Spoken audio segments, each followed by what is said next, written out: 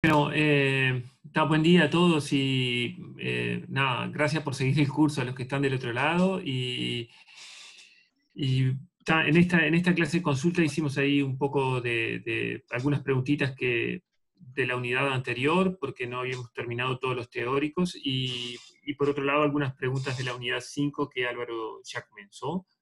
Y nada, entonces vamos ahora a empezar con las preguntas. Si yo pongo suma ahí, ¿ustedes ven que se agranda el archivo? Mucho mejor así. Perfecto.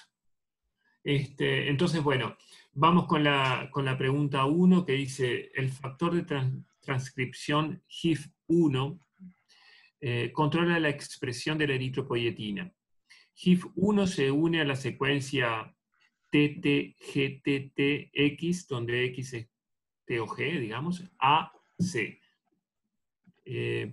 ¿Dónde espera usted encontrar la secuencia mencionada necesariamente? Perdón. Entonces, bueno, simplemente voy a comentar esto porque no viene al caso para responder la pregunta, pero simplemente para darle un contexto biológico a la pregunta, que HIF es un factor de transcripción inducible por hipoxia, digamos, y que controla la respuesta a la falta de oxígeno. Y la eritropoyetina es una hormona de crecimiento para glóbulos rojos. Entonces, cuando hay poco oxígeno, bueno, se sintetiza más eritropoyetina y eso en el último término permite que haya más glóbulos rojos y es como una respuesta del organismo a la falta de oxígeno. Esa respuesta es bastante más compleja e involucra un montón de otros genes que están controlados por este factor de transcripción HIF1. Y bueno, eso es como marco general nomás, simplemente de un poco del marco biológico, digamos, de HIF y sus proteínas blanco. Entonces, lo que es importante es ver que eso es un factor de transcripción. Los factores de transcripción controlan la expresión de los genes, cuando se enciende y cuando se apaga la transcripción. Y bueno, y lo hacen justamente reconociendo secuencias reguladoras que están en los genes blancos, digamos. O sea, ¿por qué HIF prende a la expresión o permite que se exprese la eritropoyetina? Bueno, porque en el gen de la eritropoyetina hay una secuencia reguladora, que es esa que está ahí, bueno, que en condiciones de hipoxia, este factor de transcripción se une a esa secuencia reguladora y permite la expresión del gen de la eritropoyetina.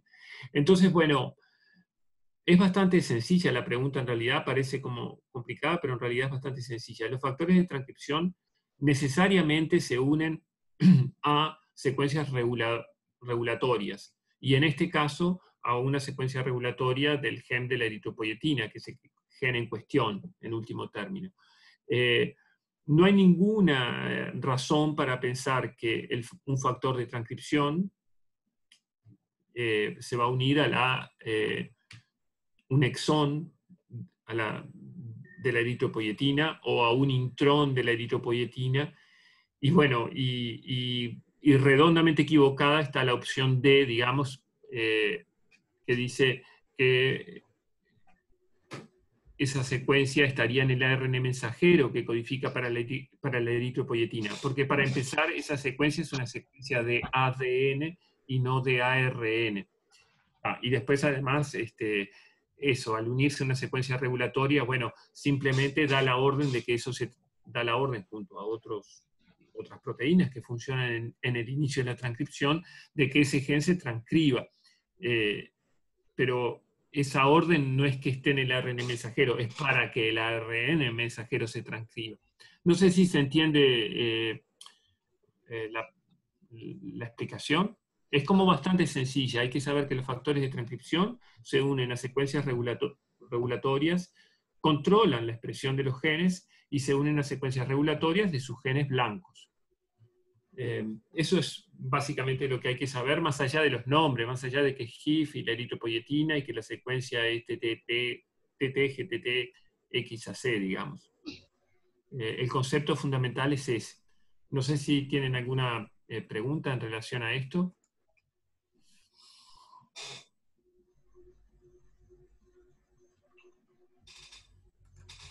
¿No? Bien, entonces seguimos. Una cosita que aprovecho a comentar, porque en algunas cosas podemos utilizar esto para repaso, es algo que mencionamos en los teóricos relativo al control transcripcional, o sea que cuando se enciende y cuando se apaga la expresión de los genes, es como el control más importante. También hay control en el splicing, hay control en el control traduccional, en fin, un poco como comentábamos en el teórico. Pero una cosa que quería comentar es que en bacterias, el control que se da en general mucho por inhibición, o sea, como que por defecto, los genes se están transcribiendo. Y en bacterias en general, el control implica un freno, digamos, o sea, reguladores negativos. En general, estamos haciendo una generalización, esto no opera siempre así. Por otro lado, en los genes eucariotas, que están más finamente controlados y regulados, por defecto los genes están apagados y en general se necesita activar la transcripción, que es el caso del factor de transcripción HIF1, que controla la expresión de genes involucrados en la respuesta a la falta de oxígeno. Nada más quería volver sobre eso como algo general simplemente, no es algo que venga al caso de la pregunta, pero como utilizamos estas clases un poco para esas cosas, de volver sobre cosas que hemos visto en los teóricos. Bien, después vamos a la pregunta 2. O sea que en la 1 la respuesta correcta es la C. Se une una secuencia regulatoria del gen que codifica para el eritropoyetino. Después vamos a la pregunta 2. Dice, considere una proteína ribosomal, el ARN mensajero que codifica para una proteína ribosomal y un ARN ribosomal. ¿Cuál de estas moléculas cuáles de estas moléculas es o son sintetizadas en el citosol de una célula eucariota? Bueno, las preguntas a veces pueden ser como parecer más complejas de lo que son, digamos, por los nombres, yo que sé, la proteína ribosomal, el ARN mensajero que codifica para una proteína ribosomal y un ARN ribosomal, ¿no? Pero en realidad es una pregunta muy, muy sencilla, muy, muy sencilla. Lo que hay que saber, digamos, es que la transcripción ocurre en el núcleo celular, no ocurre en el citosol de una célula eucariota, y la traducción sí ocurre en el citosol de una célula eucariota.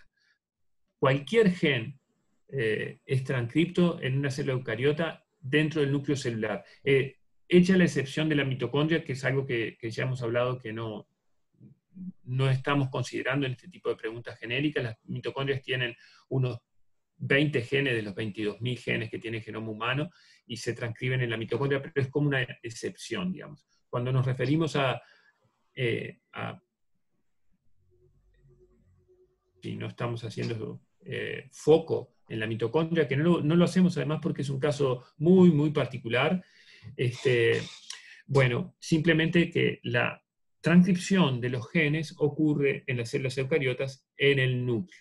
Por lo tanto, el ARN mensajero que codifica para una proteína ribosomal es sintetizado en el núcleo. Y el ARN ribosomal también es sintetizado en el núcleo. Y el ARN de transferencia también es sintetizado en el núcleo. Todos los ARN son sintetizados por el proceso de transcripción, catalizado por la ARN polimerasa, y eso ocurre en el núcleo celular. La síntesis de proteína, no importa si es una proteína ribosomal o cualquier proteína, digamos, es como está puesto un ejemplo, pero en realidad es válido para cualquier proteína, ocurre en el citosol, los ribosomas están en el citosol. Entonces, bueno, la traducción tiene lugar allí. Entonces, volviendo a la pregunta que dice cuál o cuáles de estas moléculas son sintetizadas en el citosol de una célula eucariota, la respuesta correcta es la proteína ribosomal solamente. ¿Por qué? Porque tanto el ARN mensajero para la proteína ribosomal como el ARN ribosomal son sintetizados en el núcleo, como decíamos. No sé si tienen alguna duda en relación a esto.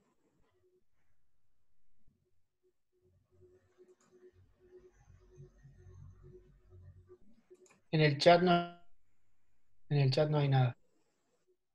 Perfecto. Intervengan así, si tienen como alguna duda concreta, puntual, hablen en voz alta, digamos que es un poco, está bien, digamos, estamos más allá del chat, pueden hablar también y están bienvenidos, digamos, eso. Bien, seguimos con con preguntas de la unidad 4. Dice, ¿cuál o cuáles de los siguientes tipos de moléculas forman parte constitutiva de una subunidad ribosomal? ¿Sí? Esta también es una pregunta bastante sencilla y es como de estudiar, que es básicamente, ¿no? O sea, ¿de qué están hechas las subunidades ribosomales? Eso es lo que está preguntando concretamente, ¿no?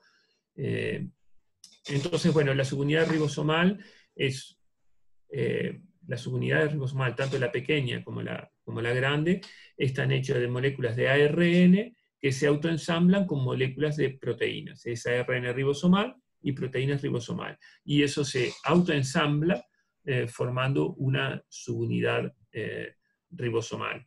En el caso de la subunidad grande son 3 moléculas de ARN y alrededor de unas 50 proteínas. En el caso de la subunidad pequeña es una molécula de ARN ribosomal y alrededor de una treintena de proteínas. También comentar acá, bueno, pasando en limpio entonces la respuesta y después comento algo más. El ARN ribosomal es parte constitutiva entonces de la subunidad ribosomal y las proteínas ribosomales también. Entonces la respuesta correcta es la respuesta C. La A está mal porque no es el ARN ribosomal solamente, la B está mal porque no es proteínas ribosomales solamente, la C ya dijimos que es correcta, y la D es incorrecta porque, bueno, el ARN mensajero no es parte constitutiva de las subunidades ribosomales, sino que la subunidad pequeña y la subunidad grande del ribosoma se ensamblan en el citosol sobre un ARN mensajero para comenzar la traducción. Y bueno, cuando esa traducción alcanza un codón de finalización, esas subunidades se desensamblan, ¿verdad? De manera tal que el ARN mensajero no es parte constitutiva. Los ribosomas no están, las subunidades ribosomales no están hechas de ARN mensajero. ¿Sí? ¿Se entiende en este sentido lo que queremos decir con constitutivo que constituye a la subunidad? Bien, no, y lo otro que sí quería comentar, que bueno, creo que lo vamos a necesitar ahora en la siguiente pregunta, decíamos que el ARN cualquier tipo de ARN es transcripto en el núcleo celular, y recuerden ustedes que las subunidades ribosomales se ensamblan en el núcleo celular y salen como tales hacia el citosol. Y recién en el citosol es que tenemos un ribosoma funcional capaz de traducir. No sé si tienen alguna pregunta relativa a la pregunta 3, que la opción correcta es la C. Bien, seguimos entonces. La pregunta 4 dice, considere el núcleo y el citosol de el núcleo y el citosol de una célula eucariota. ¿En cuál o cuáles de estos compartimientos celulares, si es que en alguno, espera encontrar proteínas ribosomales? Esta es una pregunta, en alguna medida son como variantes todas estas preguntas y estamos como jugando un poco con la compartimentalización, de dónde se sintetizan las cosas y en qué compartimientos además pueden estar, ¿verdad? Entonces, bien, nos preguntan concretamente dónde podemos encontrar proteínas ribosomales considerando el núcleo y el citosol de una célula eucariota. Ya dijimos en la pregunta 2, creo, que las proteínas son sintetizadas en el citosol. Entonces, los ribosomas se ensamblan en el citosol, ahí tiene lugar la traducción. Y eso es para todas las proteínas, de modo tal que las proteínas ribosomales también van a ser sintetizadas en el citosol celular, donde están los ribosomas, digamos. Por otro lado, acabamos de mencionar recién, o sea que en el citosol van a haber proteínas ribosomales, ¿verdad? Porque vamos a tener ribosomas que van a estar traduciendo. Por otro lado, acabamos de mencionar que las subunidades ribosomales se ensamblan en el núcleo celular. O sea, hay un autoensamblaje de la molécula de ARN. Para formar la subunidad hay un autoensamblaje de las moléculas de ARN con las proteínas ribosomales. Y eso ocurre en el núcleo celular, en una zona que se ve como una densidad electrónica que es un poco más importante, pues justamente por la presencia de estas subunidades ribosomales que se están ensamblando allí en el núcleo. Y para que eso se ensamble en el núcleo, el pasito de razonamiento que hay que hacer, digamos, porque nosotros vimos que las subunidades ribosomales se ensamblaban en el núcleo, en el teórico, y por otro lado vimos que las proteínas ribosomales se sintetizaban, todas las proteínas se sintetizan en el citosol. El pasito de razonamiento que hay que hacer es que, bueno, si esa proteína se sintetiza en el citosol y se termina ensamblando en una unidad supramacromolecular en el núcleo celular, bueno, necesariamente tiene que ser transportada, importada hacia el núcleo para formar la subunidad ribosomal, ¿verdad? Entonces, esa proteína ribosomal es sintetizada en el citosol y luego ensamblada en una subunidad ribosomal en el núcleo celular. Por lo tanto, va a estar en los dos compartimientos y por lo tanto la respuesta correcta es la C, núcleo y citosol.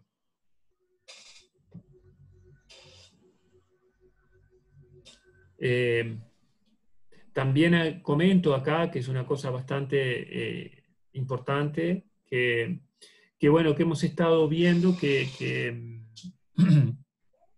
cuando al principio del curso veíamos los niveles de organización de lo viviente, veíamos que estaban las moléculas y dentro de las moléculas había moléculas simples, como pueden ser la glucosa o los aminoácidos o qué sé yo, el piruvato.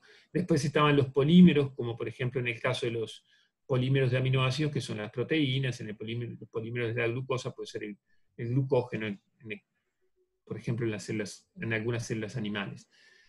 O el ADN es otro polímero. El ARN es otro polímero. Y después tenemos como estructuras que tienen como un nivel un poco superior de estructura, que es estructuras supramacromoleculares, que es cuando se une, por ejemplo, ARN con proteínas ribosomales para formar una subunidad ribosomal. Bien, no se veía que el chat estaba activo, pero no sé si hay alguna pregunta por allí. Nunca he entrado a una clase. No hay nada que sea una pregunta en sí. Perfecto. Entonces, seguimos y vamos a la pregunta 5, que dice, ¿cuál de las siguientes estructuras se ensambla fuera del núcleo celular? Entonces viene el nucleosoma, cromosoma, subunidad ribosomal y ribosoma. En alguna medida esto ya lo contestamos. Noten ustedes que a veces las preguntas es como que se vuelve sobre lo mismo con una mirada un poco diferente. En realidad dijimos que las subunidades ribosomales se ensamblaban en el núcleo, pero que el ribosoma se ensamblaba en el citosol. Entonces, al decir eso ya lo estamos contestando. La respuesta correcta es la D. Pero claro, están las otras opciones que hay que decir por qué por qué son incorrectas, ¿no? Pero, bien, noten ustedes que va un poco, se relaciona con otra pregunta que ya hemos comentado en esta clase de ejercicios. Entonces, bien, ¿Por qué el nucleosoma es incorrecto? Bueno, porque el nucleosoma es una unidad de empaquetamiento del ADN, la unidad más simple. Recuerdan que era como, hablábamos de ese carretel sobre el cual se enrolla el ADN, digamos, y esa unidad es el nucleosoma de empaquetamiento del ADN, y después el cromosoma también es una estructura supra-macromolecular que es una larga molécula de ADN con todas sus proteínas de empaquetamiento. Entonces acá, y esas estructuras están en el núcleo, es algo que tenemos que tener presente, no salen nunca del núcleo, están siempre en el núcleo, y bueno, eso se ensambla, entonces no se ensambla fuera del núcleo celular, digamos. Incluso durante la división celular hay un momento en el que la envoltura nuclear se rompe, digamos, pero de hecho los cromosomas se vuelven a ensamblar cuando se vuelve a formar la envoltura nuclear. Esto no es algo que tengan que saber. Lo que nosotros queremos que ustedes sepan, porque supera, digamos, es como un nivel de profundidad al que no queremos llegar. Igual no cambia la respuesta, simplemente lo menciono. Lo que nosotros queremos que sepan es que los genes, el ADN, los genes, los cromosomas, que son todos conceptos que se relacionan, como ya hemos visto, bueno, eso está en el núcleo celular y no sale de ahí. Entonces, el nucleosoma, que es un nivel de empaquetamiento del ADN, y el cromosoma, que es un nivel bastante más grande de ensamblado del ADN, están en el núcleo. Las subunidades ribosomal se ensamblan en el núcleo también, como ya dijimos. En cambio, las subunidades como tales son exportadas del núcleo al citosol, y el ribosoma se ensambla en el citosol celular, o sea, fuera del núcleo.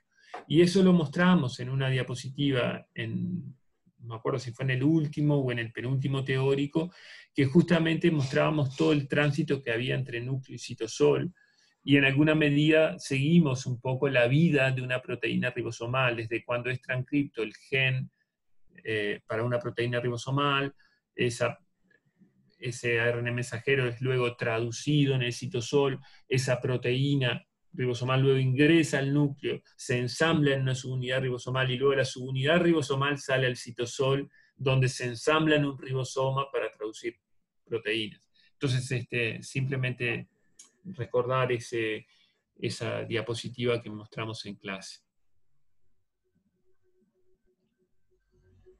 Bien, y seguimos con esto de los compartimientos, y en esta pregunta 6 ahora. Bueno, entonces en la 5, para pasar en limpio, creo que ya quedó bastante claro, la respuesta correcta es la D. El ribosoma es lo único que se ensambla fuera del núcleo celular. Y después en la pregunta 6, seguimos con esto del tema de compartimentalización. Y dice, considere el núcleo y el compartimiento citosólico de una célula eucariota.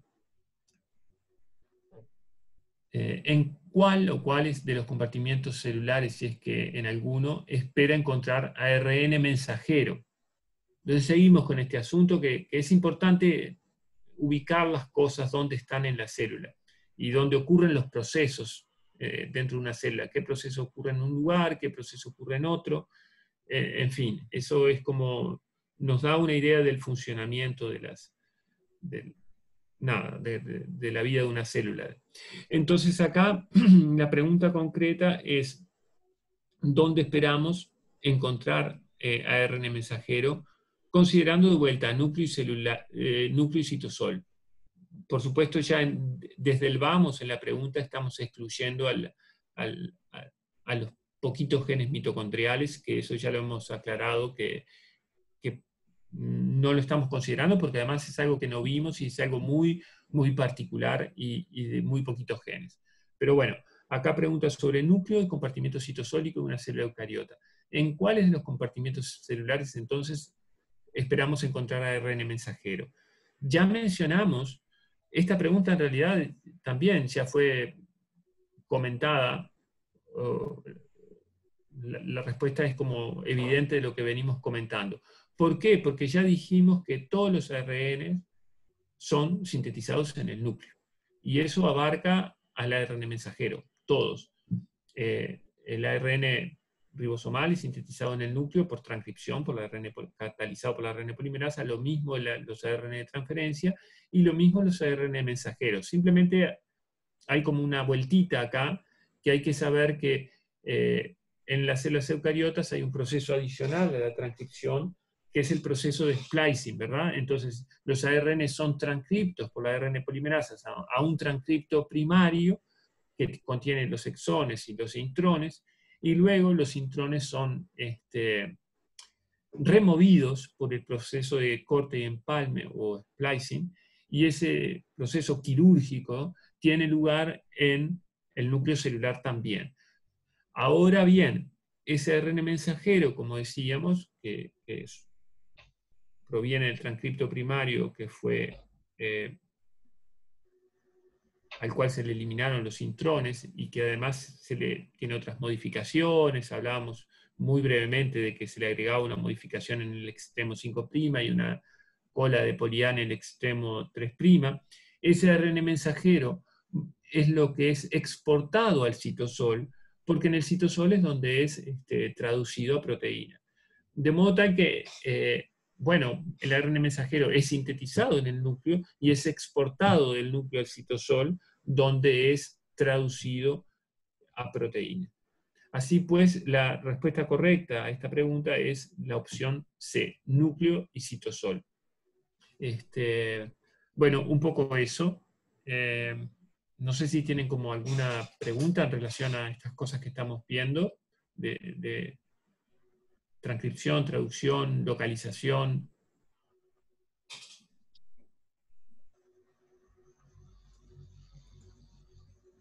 Está todo muy, muy quieto. Está. Álvaro, no sé si tú querés como comentar alguna cosa adicional a todo esto, si no, seguimos con lo tuyo. Sí, sí, creo que seguimos con lo mío. No, yo no tengo que agregar. Perfecto. ¿Querés que yo siga compartiendo o dejo de compartir? No sé si vos tenés alguna otra cosa. Yo voy siguiendo acá y voy pasando a las 7, ¿te parece? Si Ya querés, desde sí. acá. Si querés, sí. Perfecto. Déjame ver un segundito, que voy a ver si el chat, como lo puedo mirar, porque a veces me pierdo con estas cosas. Tiene como muchas pantallas ahí que me pone nervioso, digamos. O que no lo puedo... Ahí te fuiste de la pantalla de... Ah, me fui de la pantalla. Está. Entonces, me fui de la pantalla. Está. Voy a dejar de compartir, Álvaro, porque me parece que va a ser como más fácil y te dejo a vos compartir, Sí, sí, está bien. porque Sí, sí, está. sí. Me Si no, no parece que van es a ver eso. el cursor y eso. Sí.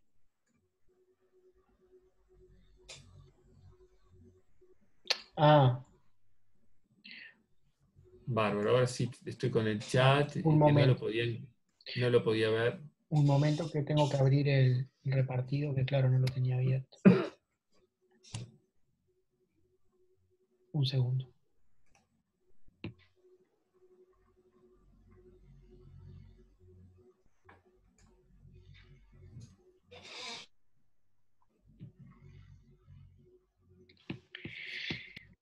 Un segundo.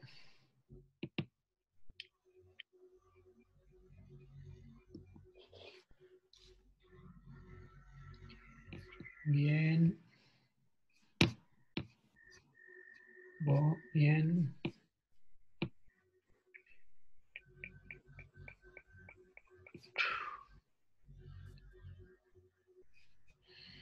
Un segundo, discúlpenme. Ahí está. ¿Lo están viendo? Sí, sí, perfecto, Álvaro. Está. Bueno. Entonces, vamos con la pregunta 7.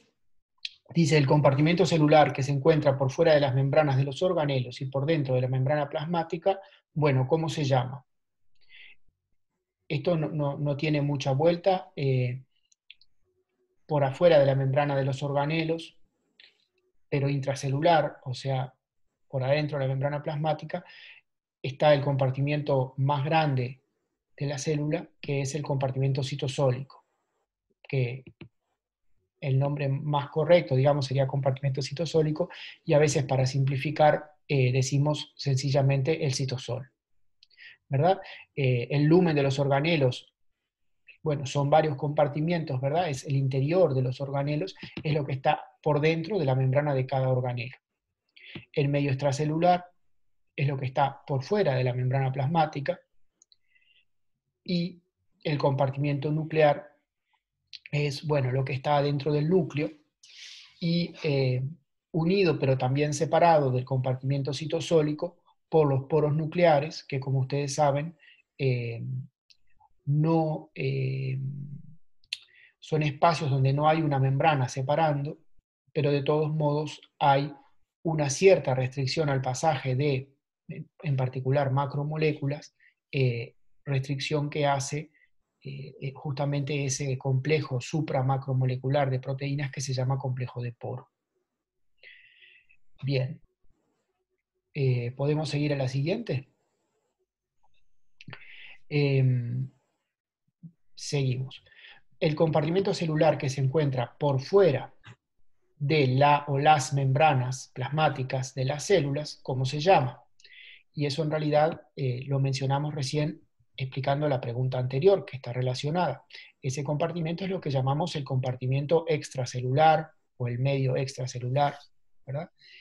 Que si se trata de un organismo unicelular, si estamos hablando de un organismo hecho de una sola célula, ese medio extracelular en definitiva es el medio ambiente donde vive ese organismo, el agua en principio, o el suelo húmedo, o lo que sea el lugar donde vive ese organismo, ¿verdad? Que va a ser un compartimento con el cual el organismo va a intercambiar moléculas.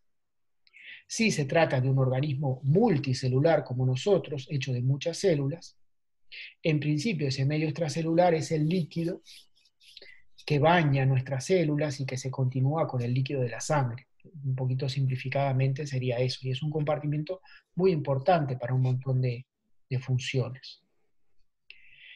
Y bueno, y las otras opciones son las otras opciones que ya las mismas que ya expliqué en la pregunta anterior. No sé si tenemos... No, no, había una preguntita ahí de cuál es la correcta nada más, pero seguí claro, nomás. para la 7 es la B y para la 8 es la C. Luego tenemos el hecho que la membrana nuclear externa y la interna se junten en algunos puntos genera la lámina nuclear, los poros nucleares, los nucleosomas o la cromatina.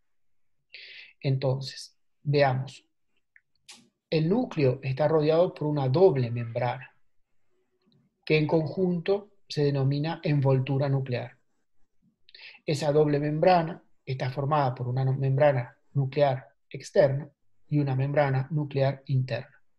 Esas dos membranas, en algunos puntos, se juntan, pasan a ser la misma membrana.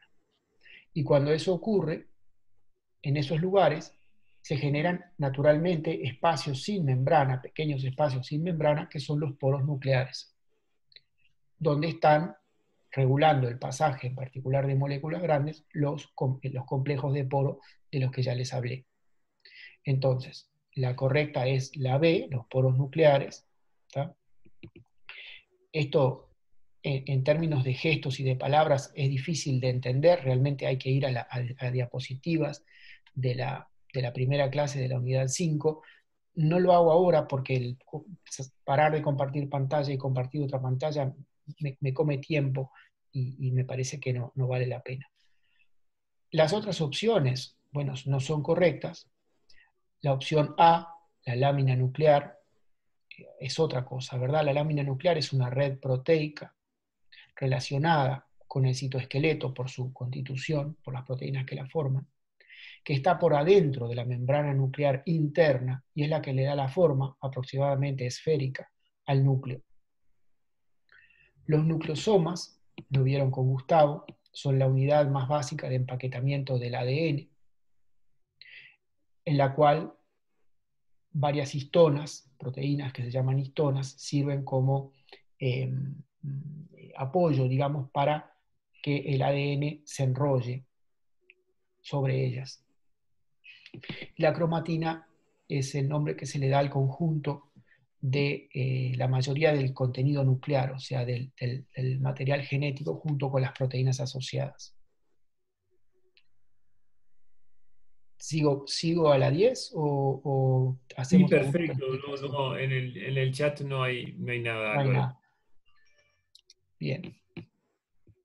La envoltura nuclear es continua con o se continúa con el retículo endoplasmático, el aparato de Golgi, la membrana plasmática o ninguna de las anteriores. Esta pregunta no tiene nada de razonamiento, es nada más que conocer en realidad.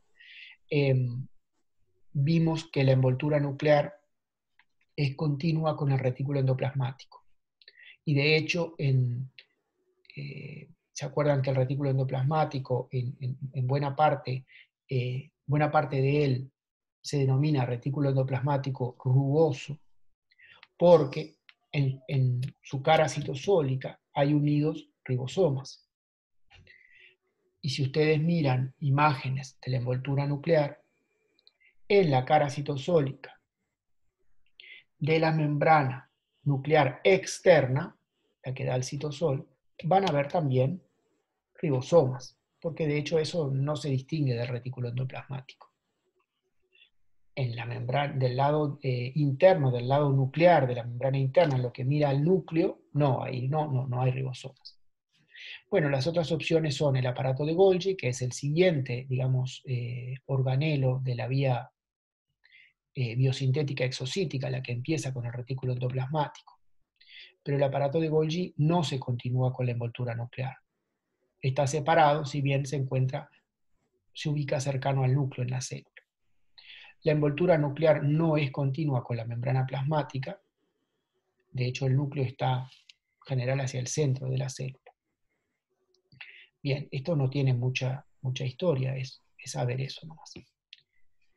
Luego vienen preguntas que tienen más de razonamiento, un poco más de interés, diría yo.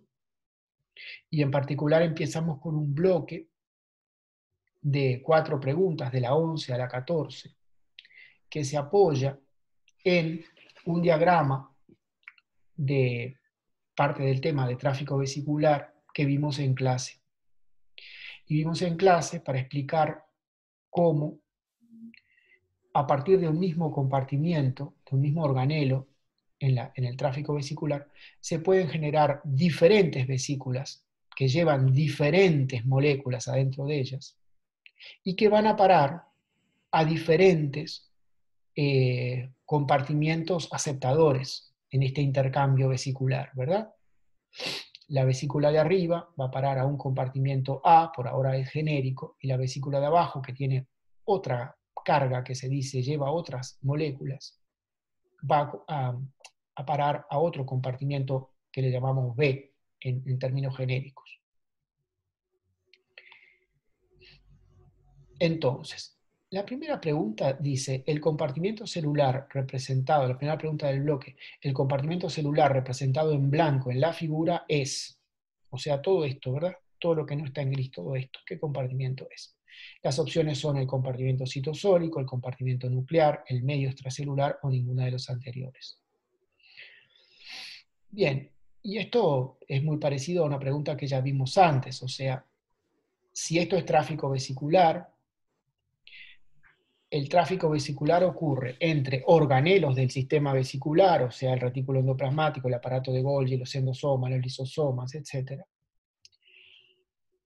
Y también entre estos organelos y el medio extracelular, que yo les insistí bastante, funciona como si fuera un compartimiento más de los compartimientos del sistema vesicular. El medio extracelular está separado del compartimento citosólico por la membrana plasmática. O sea que, dicho de otra manera lo mismo, la membrana plasmática, a los efectos del tráfico vesicular, funciona como si fuera la membrana de otro organelo.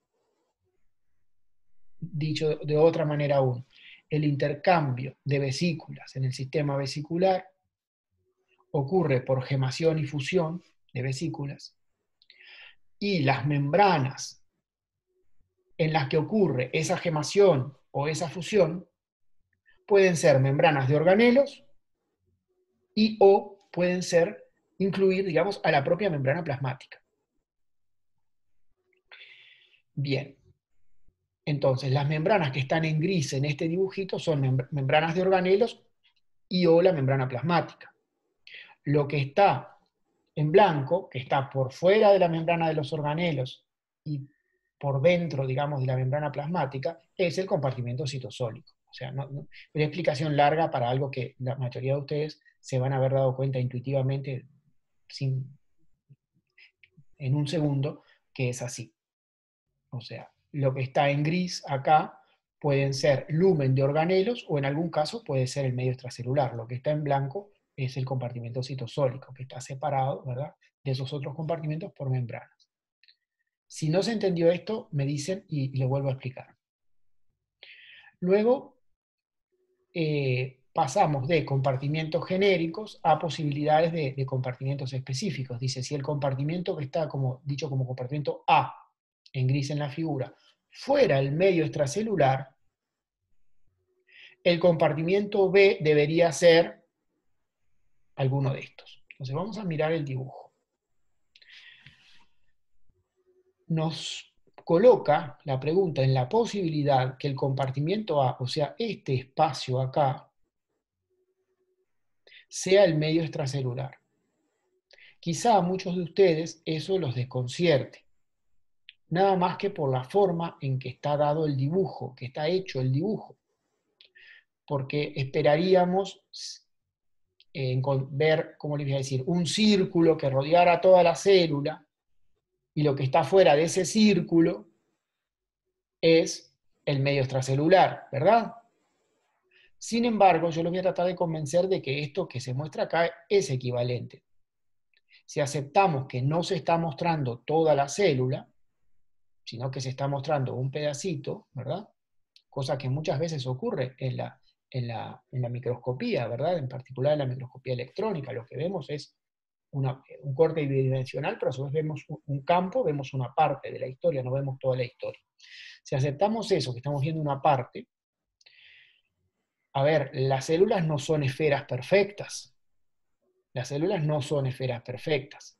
La membrana plasmática en las células animales, les diría siempre, tiene repliegues, tiene hendiduras, tiene entradas, tiene salidas, tiene protrusiones hacia afuera y entradas hacia adentro, ¿verdad?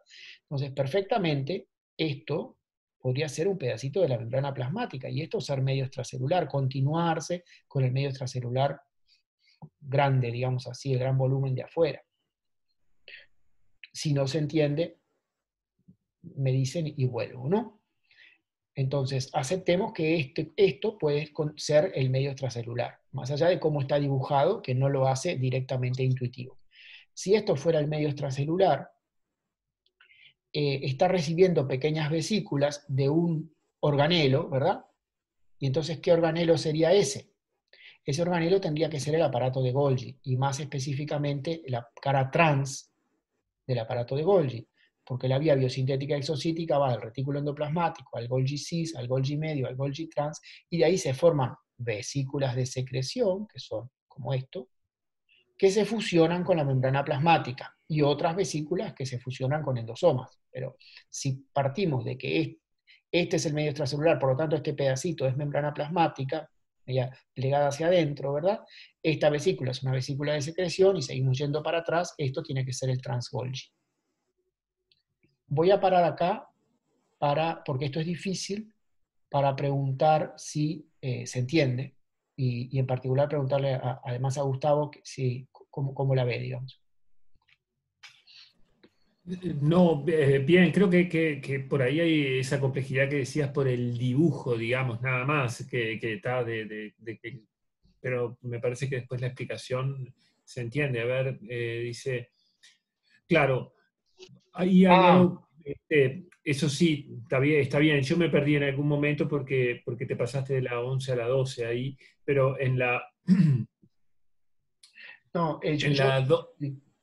en el chat ahí dice, no preguntaba el compartimiento B, y vos te fuiste al Golgi que se comunica con el extracelular, está perfecto. Tiene toda la razón el compañero, el compañero que está preguntando.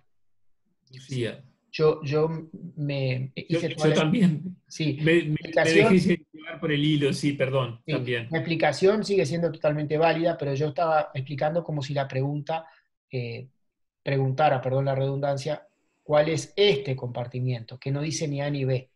No, la pregunta dice, ¿cuál es el compartimento B?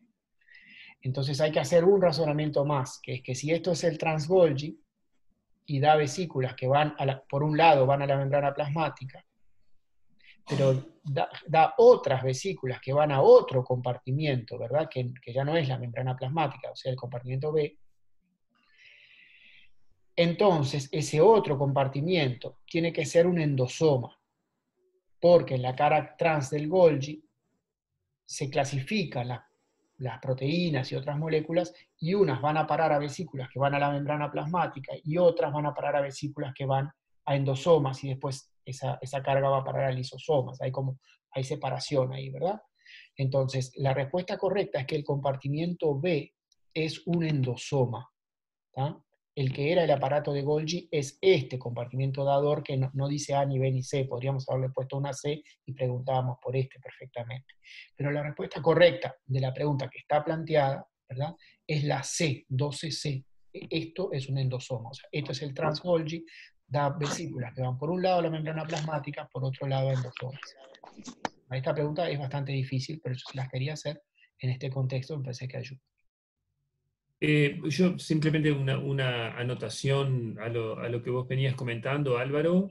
Noten ustedes que en la figurita, digamos, Álvaro, si subís un poquitito, noten ustedes que si vas a la figura, Álvaro, nada más que quería como comentar una cosita, noten ustedes que en la vía exocítica, que es la de arriba, vesicular exocítica, noten ustedes que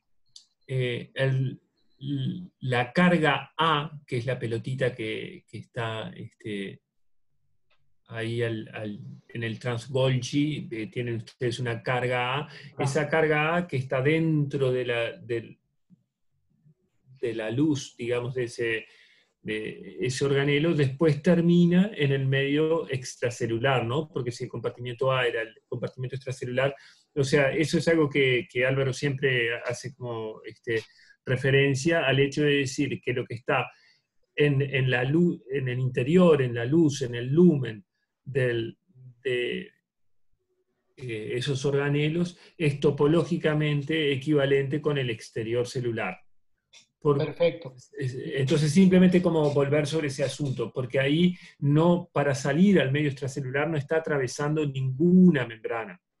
Nada más que comentar eso como una cuestión adicional. Capaz que viene una pregunta más adelante, pero simplemente ya lo vemos ahora directamente en el dibujito. Esa pelotita, bueno, sale al exterior, digamos, y nada, eso es lo que se quiere decir con que es topológicamente equivalente, que no está atravesando ninguna membrana, ¿no?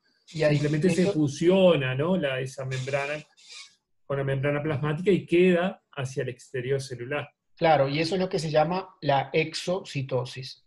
Exactamente eso. Es la secreción de moléculas por tráfico vesicular.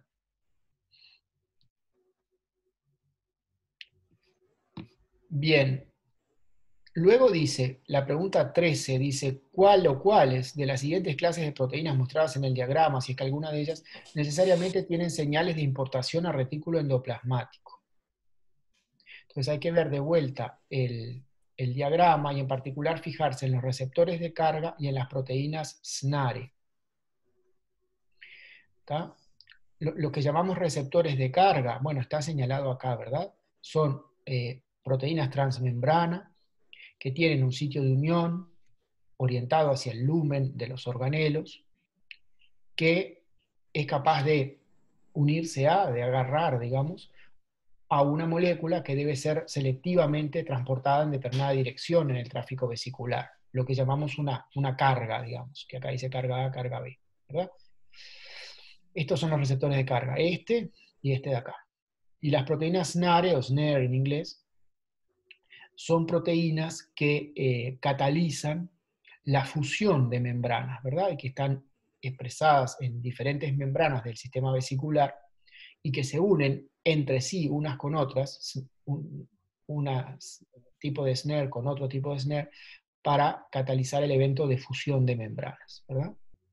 La pregunta concretamente es si tanto unas como otras, que son ambas proteínas transmembrana, tanto los receptores de cargas como la SNARE, tienen señal de importación al retículo endoplasmático, ¿verdad? Tienen esa secuencia que hace que los ribosomas que la sinteticen se unan a la cara citosólica de las membranas del retículo endoplasmático, rugoso, y a consecuencia de esto, la proteína, mientras está siendo sintetizada, sea transportada a través de la membrana del retículo endoplasmático, ya sea enteramente o parcialmente, ya sea toda la proteína o una parte de esa proteína.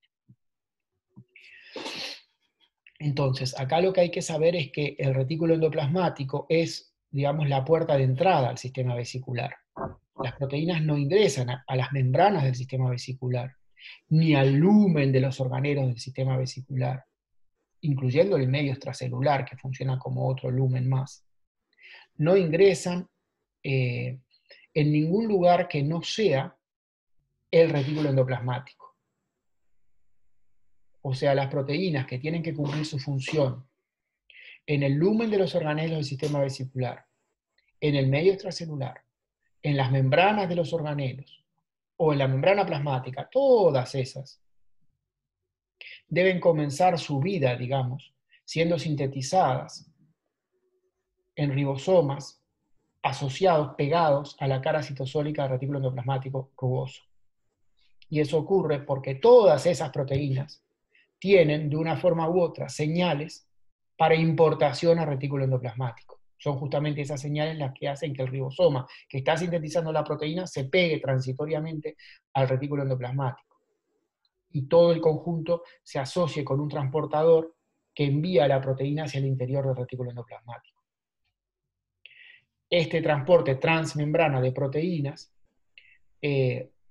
¿cómo les voy a decir? Toma a toda la proteína, que en ese momento está desplegada, en el caso de proteínas que van a ser solubles en agua, que no van a ser transmembrana. En el caso de proteínas como estos receptores y estas SNARE, que son transmembrana, lo que ocurre es que una parte de la proteína es insertada hacia el lumen, otra parte queda mirando hacia el citosol, y otra parte es hidrofóbica y queda finalmente insertada usualmente como una hélice alfa hidrofóbica en la membrana. Eso lo vimos en detalle en las últimas clases. Entonces, tanto el receptor de carga como la SNARE tienen que tener una señal de importación al retículo endoplasmático, que en este caso es una señal que no está en la punta de la proteína, que está en el medio, digamos, de tal manera que una parte de la proteína vaya para el lumen, otra parte quede asomando al citosol y la proteína se convierta, digamos, en una proteína transmembrana. Esto de vuelta, esto es mejor verlo con las animaciones y las diapositivas de la clase, ¿no? Si ustedes quieren, porque no lo entienden, podemos, bueno, cambiar el compartir pantalla e ir a alguna de esos recursos. ¿Quieren que veamos la animación que explica esto? La vimos en clase, pero si quieren lo hacemos. Capaz que sí, Álvaro. A mí me parece que sí. Y lo otro que así como de afuera, ¿no? Pero, no, y lo otro que sí quería como comentar, mientras Álvaro hace eso, porque para mí, que no sé, que todavía no me termino de acostumbrar totalmente a Zoom, y a su vez, a veces minimizo la pantallita en la cual vemos a todos los participantes, y la minimizo porque necesito tener la pantalla entera, o de repente cuando estoy explicando lo que sea. No, quería comentar que está bueno que si pueden ver a los participantes, porque Álvaro, en realidad, además del Parlamento, digamos, además de lo que está hablando, está haciendo como, me parece, como bastantes señas con las manos, digamos, que dan lugar que completan la explicación en alguna medida, porque hay cosas que están como, bueno, que nada, ayudan a entender un poco más. Y yo a veces simplemente eso lo minimizo y no veo a los participantes, pero capaz que ustedes también, con tal de ver un poco más de pantalla, minimizan eso, pero a veces hay como un poquito de información gestual, digamos, que a veces es importante y que se estaría perdiendo, que si lo tienen en una hilera donde están los participantes, es un detalle nomás, lo comento porque por ahí Bueno, ayuda. voy a la animación esta, y esta animación tiene varias partes, pero voy específicamente a lo que hace las proteínas transmembrana, como sería el caso de los receptores de carga y de las SNARE, ¿verdad? Acá tenemos el ribosoma con sus dos subunidades, el ARN mensajero que codifica para esta proteína en particular. Acá está el extremo amino, que ya fue sintetizado, y acá está la señal de importación al retículo endoplasmático, que como les decía es interna en la proteína, en este caso no está en la punta, digamos, no está en el extremo amino en este caso.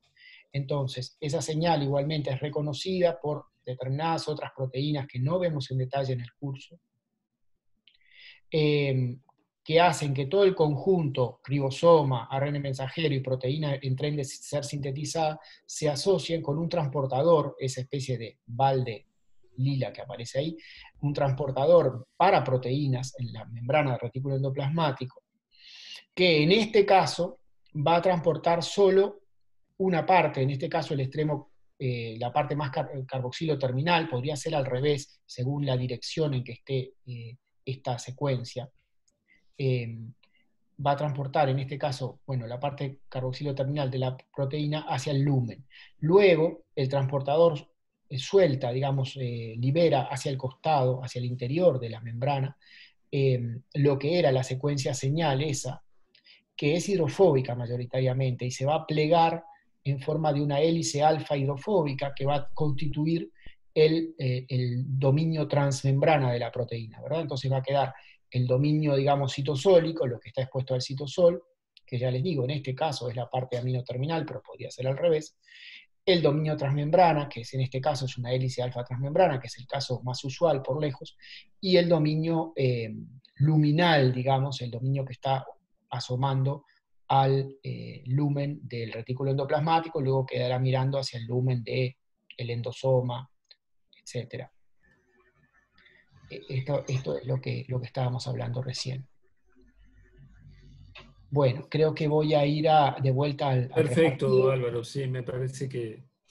no, Al repartido, a ver si lo encuentro de vuelta, acá está. Bien, lo están viendo.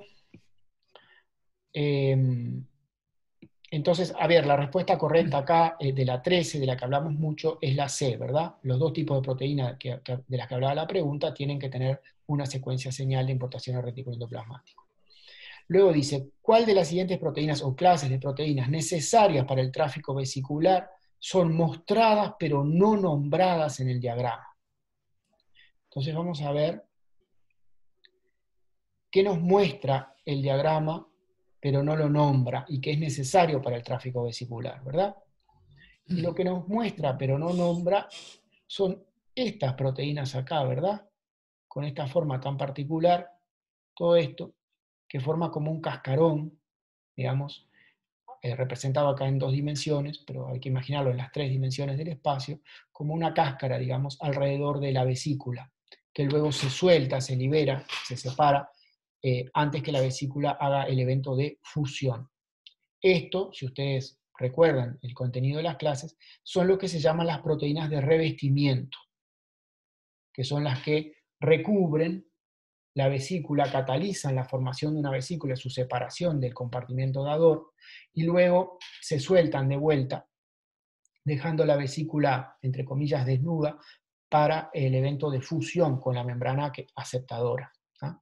De estas proteínas de revestimiento, la más estudiada, más antiguamente conocida, es la clatrina. Pero bueno, ni siquiera tenían que saber eso para contestar esta pregunta. ¿Tá? De las otras opciones, o sea que lo correcto en la 14 es la opción C.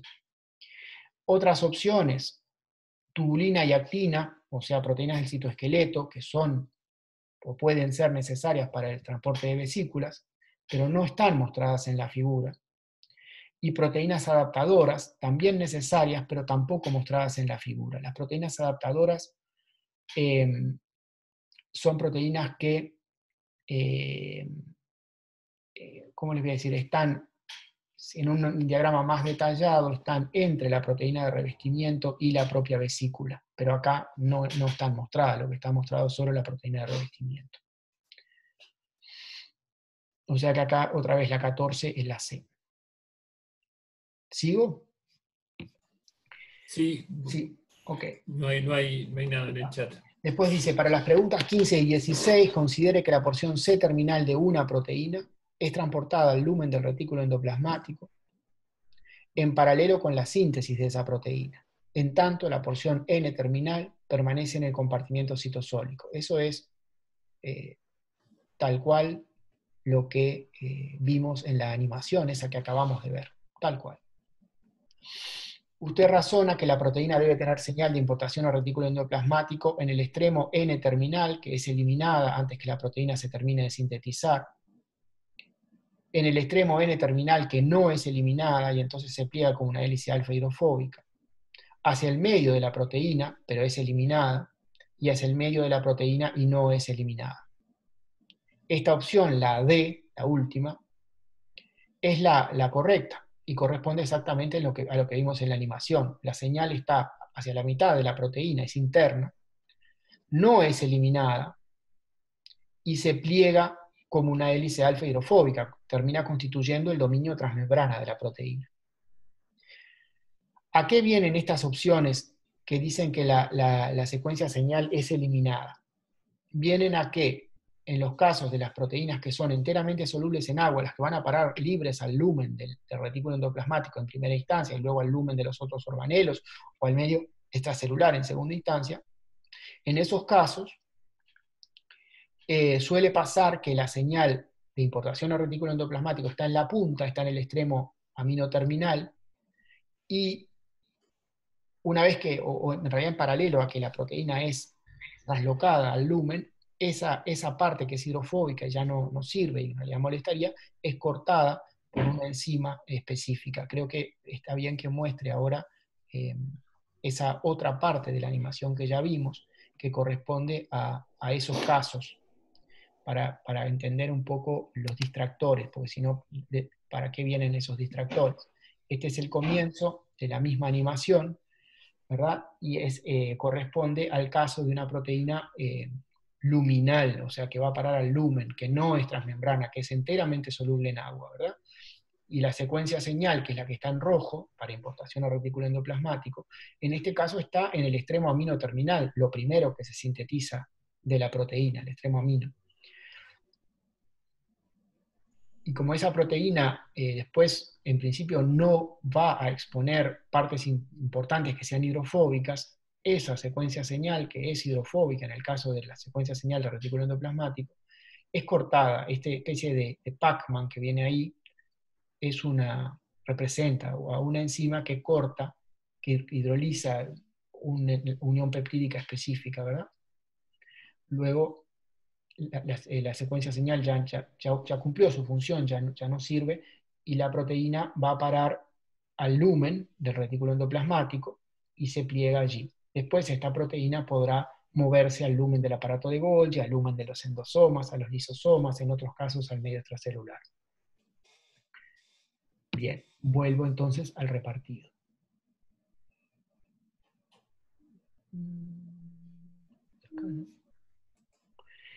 Bien, entonces la opción correcta en la pregunta 15 es la última, la D. Luego dice, la proteína es glicosilada, refiere a la misma proteína que estábamos hablando. La proteína es glicosilada, o sea, se le agregan covalentemente azúcares. Usted razona que será glicosilada en la porción o porciones N terminal, C terminal o ambas o ninguna, ¿no? Ustedes saben que en el retículo endoplasmático y en el aparato de Golgi las proteínas usualmente, casi siempre, son glicosiladas, se les agregan covalentemente azúcares. Y esas enzimas que hacen eso son enzimas cuyos sitios activos, enzimáticos, están mirando hacia el lumen del retículo endoplasmático o del aparato de Golgi, ¿tá? Entonces, en el caso de esta proteína, cuya porción C-terminal es transportada hacia el lumen, pero su porción N-terminal permanece en el compartimento citosólico, ¿verdad? Va a ser la porción C-terminal, o sea, la orientada hacia el lumen, la que sea glicosilada. La parte que está orientada al citosol no va a ser glicosilada porque ahí no está esa maquinaria de glicosilación. O sea que la opción correcta es la B. Esto cuando trabajamos en clase lo tratamos de relacionar, que se relaciona íntimamente con el glicocálix, o sea, ese conjunto de azúcares que están en la célula animal mirando hacia afuera de la célula, las proteínas de membrana plasmática mirando hacia afuera. Si esta proteína en particular fuera a parar a membrana plasmática, ¿verdad? La parte que queda mirando hacia el medio extracelular es la C-terminal, la que inicialmente estaba mirando hacia el lumen. La parte que estaba mirando hacia el citosol inicialmente queda mirando hacia el citosol siempre. Entonces, ese C-terminal glicosilado de esta proteína podría contribuir al glicocálix, si es que esta proteína alcanza la membrana plasmática, que no necesariamente tiene por qué ser así, no lo sabemos, pero puede ser. ¿Cómo vamos hasta acá? Estamos bárbaro, Álvaro. No hay, bueno, ¿Vos entendés? bárbaro no sé, digo. No sé, digo. Bien, dale. Las gotas lipídicas se componen de las gotas lipídicas, lípidos enteramente hidrofóbicos solamente, lípidos enteramente hidrofóbicos y proteínas solamente, lípidos enteramente hidrofóbicos y lípidos anfipáticos solamente, lípidos enteramente hidrofóbicos, proteínas y lípidos anfipáticos. Bueno, a ver, ¿se acuerdan lo que eran las gotas lipídicas? Las gotas lipídicas son la forma en la cual en la célula se encuentran los triacilglicéridos, o sea, las grasas, en el caso de los animales. Y los triacilglicéridos, dijimos en la unidad 2, en la práctica funcionan como lípidos enteramente hidrofóbicos. Si bien tienen pequeñas partes con ciertos enlaces que califican como covalentes polares, en su conjunto son sumamente hidrofóbicos, ¿verdad? Y no se mezclan con el agua. Y forman, entonces, ya les digo, lo que se llaman las gotas lipídicas. ¿Tá? Entre paréntesis, también son lípidos enteramente hidrofóbicos, si bien no lo vemos en el curso, ¿tá? Pero se los digo por si les sirve o si lo encontraron o lo que sea, también son lípidos enteramente hidrofóbicos lo que se llaman los ésteres de colesterol. ¿Tá? O sea, el colesterol tiene un grupo, es bastante muy hidrofóbico, porque tiene un grupo de alcohol que es hidrofílico. Cuando ese grupo de alcohol es esterificado por un ácido graso, se forman ésteres de colesterol que son también bien hidrofóbicos y están en el interior de las gotas lipídicas. ¿Tá? Pero vamos a lo que toca la pregunta. Las gotas lipídicas mayoritariamente contienen lípidos hidrofóbicos. Digo enteramente hidrofóbicos porque todos los lípidos tienen algo de hidrofóbicos, los que tienen algo de polar, pues también tienen algo de hidrofóbico, ¿verdad? Por eso enteramente hidrofóbicos, para ser claro. Y todas las opciones incluyen estos lípidos enteramente hidrofóbicos, pero además hay opciones que incluyen proteínas o lípidos anfipáticos. Entonces, si recuerdan la diapositiva que corresponde, si quieren la busco, las gotas lipídicas se forman en las membranas del retículo endoplasmático, que son un centro de biosíntesis de proteínas, las proteínas del sistema vesicular, de azúcares, los azúcares en particular unidos a las glicoproteínas del sistema vesicular, y también de lípidos de membrana y también de lípidos de gotas lipídicas. Se forman entonces las gotas lipídicas en las membranas del retículo endoplasmático, y cuando se forman, ese centro hidrofóbico se va y arrastra una monocapa de lípidos anfipáticos que provienen de la membrana del retículo endoplasmático. ¿Da? Cuando digo lípidos anfipáticos, estamos hablando de lípidos de membrana, como los fosfoglicéridos en particular. Y cuando se forma esa gota lipídica, también se lleva del retículo endoplasmático proteínas de membrana que quedan unidas por afuera. Y entonces la gota lipídica no es un organelo clásico porque no tiene una bicapa lipídica rodeando un espacio de agua, pero es parecida a un organelo en el sentido que tiene una monocapa de lípidos anfipáticos rodeando un espacio de grasa o aceite, y en esa monocapa hay insertadas proteínas. ¿Quieren que vayamos a la diapositiva correspondiente de la clase? ¿O se acuerdan de cómo era esto? La respuesta correcta, perdón, entonces, de la 17 es la D.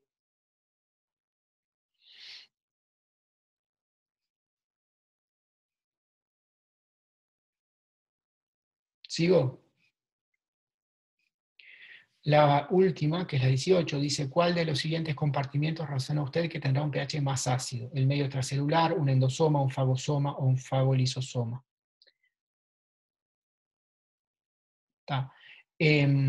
Acá tenemos que saber que en la vía endocítica, que empieza en el medio extracelular, siguen endosomas tempranos, siguen endosomas tardíos y luego en lisosomas, a lo largo de esa vía, el pH va bajando, es decir, se va acidificando, porque hay una proteína que se llama la VATPasa, una bomba de protones, o bomba de protones lisosomal también se le llama, que utiliza energía de la hidrólisis del ATP para bombear protones del citosol al lumen, y esa bomba está presente en mayor concentración, digamos, en las membranas de los lisosomas, un poco menos en los endosomas tardíos, un poco menos en los endosomas tempranos. Entonces, si el pH del medio extracelular es más o menos 7,4, en los endosomas tempranos ese pH baja a, no me acuerdo el número exacto, pero supongamos que es 6,8, y en los endosomas tardíos a, yo qué sé, 6,2, y en los lisosomas a 5, más o menos. Ahora, tiene una pequeña vuelta esta pregunta, que y esa vuelta es que en vez de hablar de endosomas y lisosomas, que sería lo más fácil, nos pusimos en la situación de una célula fagocítica. Entonces una célula fagocítica, una célula capaz de ingerir a otras células o otros objetos de tamaño similar al celular, o un poco menores, pero de tamaño importante, digamos, en esas células, en lugar de formarse endosomas, se forman fagosomas, que son como endosomas pero gigantes, pero tienen las mismas proteínas, tienen el mismo pH, son muy similares a endosomas. Y luego, esos fagosomas van cambiando, digamos, para convertirse en lo que se llaman fagolisosomas, que son como lisosomas, pero mucho más grandes. Pero tienen las mismas proteínas que los lisosomas y tienen el mismo pH bien ácido que tienen los lisosomas. Entonces, acá el medio extracelular correspondería a un pH de neutro y un poquito para arriba, 7,4, tanto endosomas como fagosomas, que son diferentes versiones de lo mismo, corresponderían a pHs de 6 y pico, digamos. Y lo que sería más ácido son los fagolisosomas, que ya les digo, corresponden a versiones grandes en células fagocíticas de fagolisosomas, de lisosomas, perdón, o sea, de pHs de aproximadamente 5 o incluso por debajo de 5. O sea que la correcta, la 18, es la D. Y ustedes para responderla tienen que manejar, digamos, este paralelismo entre lo que es el proceso de endocitosis, más clásico, endocitosis de moléculas o pequeños agregados de moléculas, y el proceso de fagocitosis, que es similar, pero sirve para internalizar en la célula otras células usualmente, o pedazos o restos de células, u otro tipo de partículas. Y lo hacen sobre todo células especializadas, que se llaman células fagocíticas, ¿verdad? O fagocitos. Y por ejemplo, ahí, de esa manera, yo qué sé, se destruyen, yo qué sé, bacterias que hayan entrado al cuerpo, o se digieren y reciclan sus componentes de células del propio cuerpo, pero que ya no sirven, que ya están viejas y que hay que digerirlas y reciclarlas. Bien, ¿cómo andamos?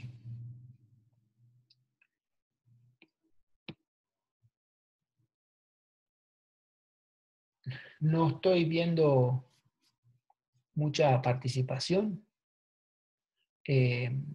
hoy tuvimos una clase más quieta, ¿no? ¿Por qué?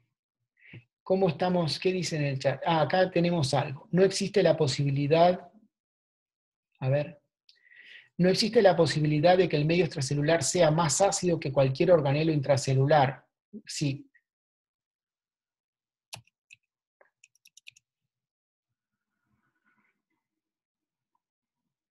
No, ustedes me escuchan a mí, yo no escucho a nadie.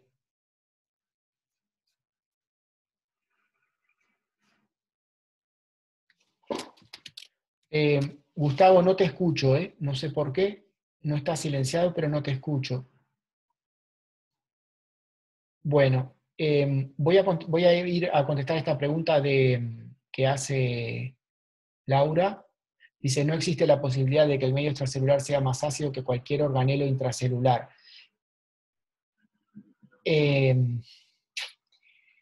A ver, esto no es así, o sea, el medio extracelular... bueno, me pusieron en aprietos. En un organismo multicelular como nosotros, ¿no? El medio extracelular es aproximadamente neutro, o en realidad un poquito por arriba de la neutralidad, más o menos 7,4. Eso yo no sé si a esta altura del curso ustedes tenían que saberlo. Por lo tanto, esta pregunta quizá no la podían contestar realmente, ¿no? A esta altura del curso. Y luego tenemos una cosa que a mí no se me ocurrió, que es que en el caso de un organismo unicelular,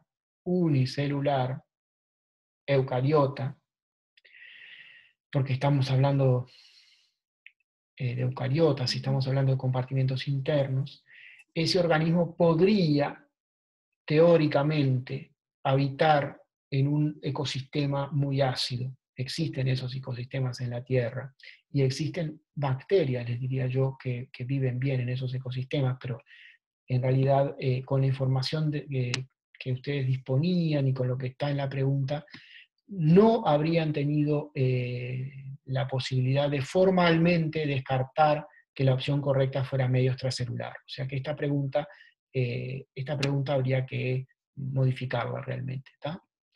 Cuando hacemos preguntas así para discutir en grupo, somos un poco menos estrictos en el control de calidad que lo que somos cuando hacemos las preguntas para evaluar, para dar nota, ¿verdad?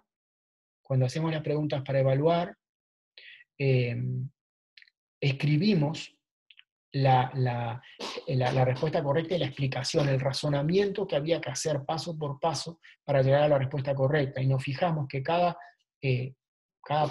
pasito de ese razonamiento encadenado esté al alcance de ustedes con lo que se dio en clase.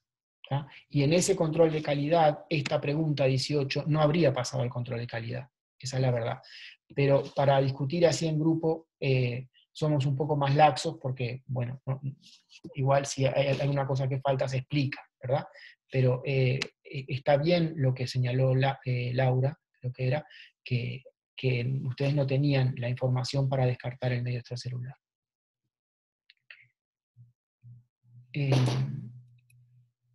A ver, Gustavo, trata de hablar porque yo tengo volumen acá.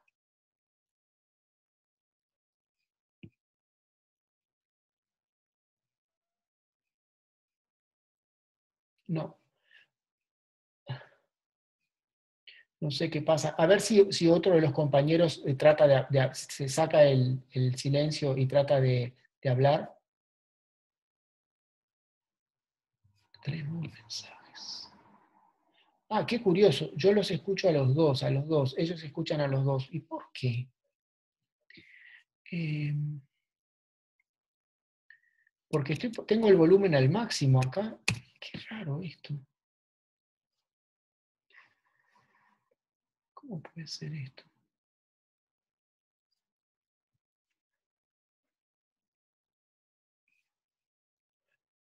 Bueno, hablale igual, Gustavo, aunque si ellos te escuchan, no importa que yo no te oiga.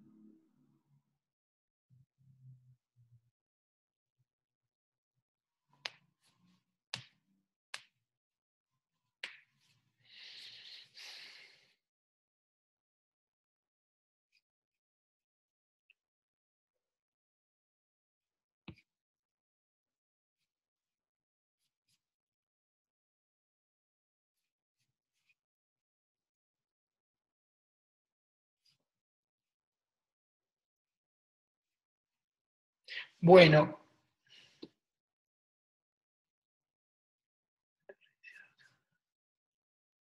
voy a hacer eso que me decís, Gustavo.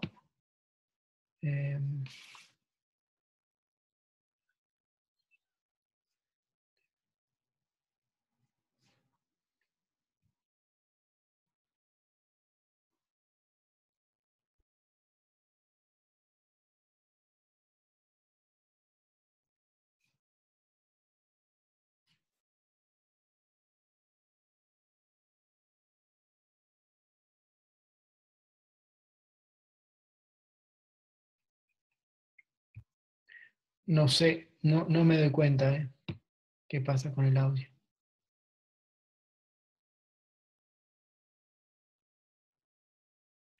No me doy cuenta qué pasa con el audio,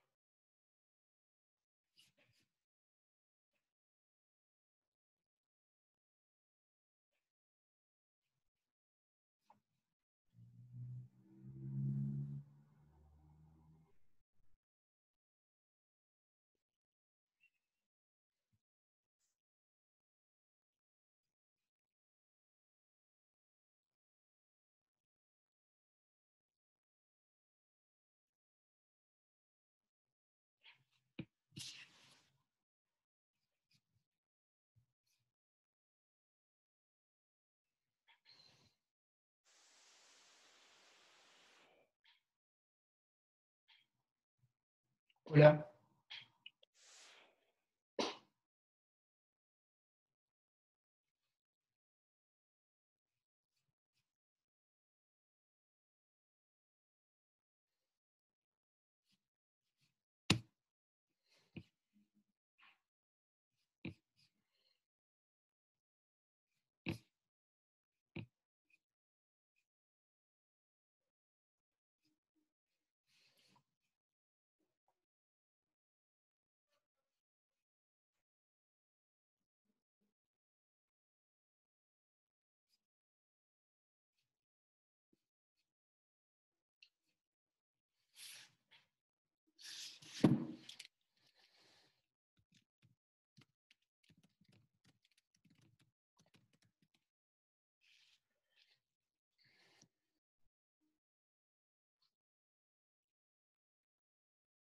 ¿Quieren que explique de nuevo la 14? Me están escuchando, supongo.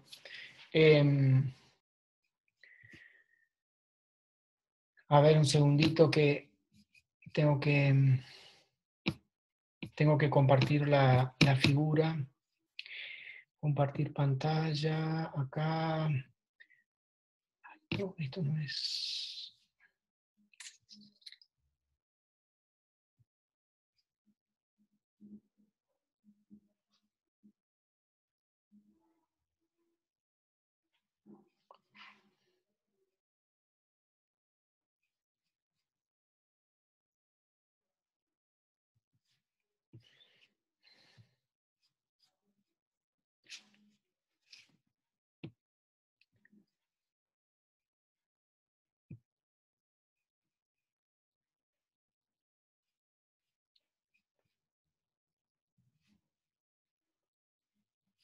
Estoy teniendo problemas técnicos, ya va.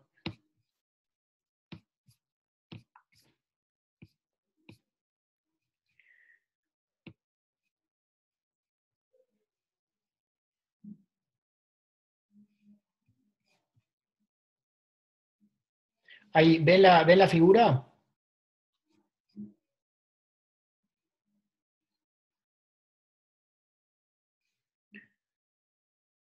¿Ven la figura?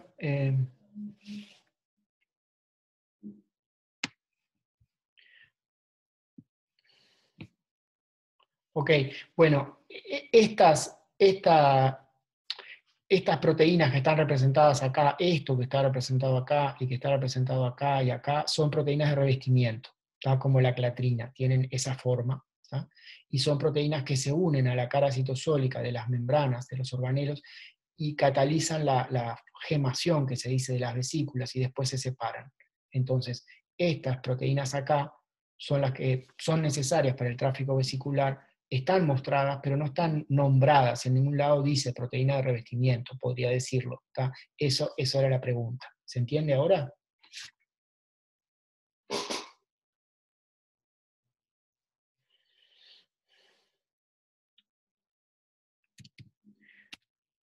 Bueno, me parece que dados los problemas técnicos y que ya hicimos todo el repartido, vamos a cerrar por acá y ya dentro de 2 semanas vamos a volver con otro repartido de problemas con, bueno, lo que se haya dado hasta ese momento de la unidad 5, ¿sí?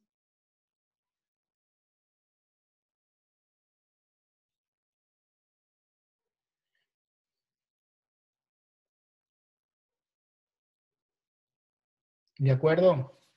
¿O quieren preguntar alguna otra cosa?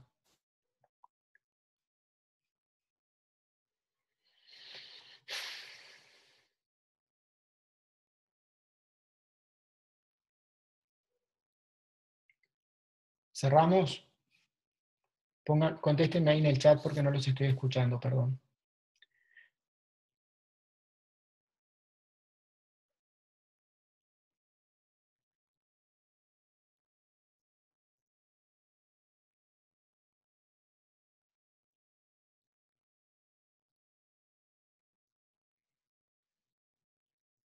Bueno, no tengo respuestas en el chat.